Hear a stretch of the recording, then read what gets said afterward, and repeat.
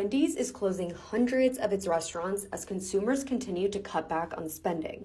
Wendy's interim CEO, Ken Cook, didn't specify the exact number of locations that will shutter, but it's likely that about 300 or about 5% of its existing locations will be closed. Cook said on an investor call that closing underperforming locations will improve profitability at other locations. Fast food chains have been struggling as lower-income consumers face rising food costs.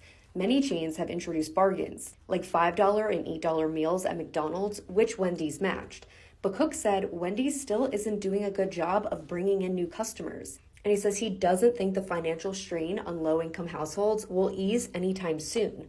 So instead of cost, Wendy's will focus its marketing on value and the freshness of its ingredients. And by the way, Wendy's closed 240 U.S. locations last year, saying that many of the restaurants were simply out of date. But they're not the only chain that has had to shut some doors.